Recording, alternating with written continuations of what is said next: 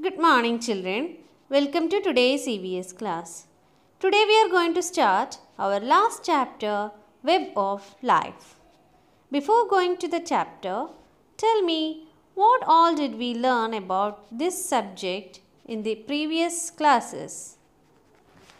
Yes, we studied about plants, animals, water, family, house, different means of transport, different kinds of food, cooking, directions, etc.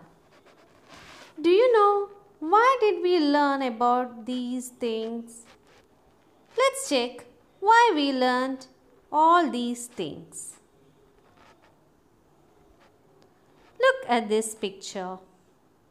Here are some pictures of some things that we discussed in our previous EVS classes. Observe them very carefully and think which all pictures are related to the girl in the middle. Join all such pictures to the girl by drawing a line. So, girl is related to all human beings need sunlight and all human beings need air and house. Soil also needed to making plants, to grow plants and making house, making pots, etc. And we also related to some animals because they give us milk. Moon gives us light at night. And plants gives us different kinds of food and fresh air, etc. And most important thing, water. We cannot live without water. So this girl related to all these things directly or indirectly. Now, which other pictures are connected with each other?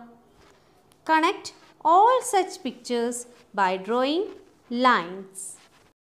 We know in this picture everything is related to many more things. Like birds need plants and trees to make their nest, and all animals and birds need water to live, and every living things need sunlight, and all living things need air. And another example, house need wood. To make a house we need wood. So plants and house are related. Then they also need soil. To make a house we need soil also. And to make a house we need water also. So they all, house and water also related. Like that we need to draw line between the things which are related. Look at the next picture. When we draw lines between the pictures which are related, we got a picture like this. How does this whole picture look like? Yes, it looks like a web. We can call it the web of life. Each one in this world is connected to others. In these all things, there are living things and non-living things. Plants, trees, animals and human beings are included in living things. Living things need food, water, air, sunlight to live. They can move from one place to another. They can reproduce their young ones. things like water, air, sunlight, soil, sun, moon, stones, mountains, etc. are non-living things. Both these living and non-living things depend on one another. This relationship is called ecosystem. Food chain. Human beings depend on plants and animals for their food. Animals directly or indirectly depend in plants for their food. For example, a deer eats plants. A rabbit also eats plant. But a lion eats both of these, deer and rabbit. So all animals depend in plants for their food. Do you know, children, where do the plants get food and energy to grow?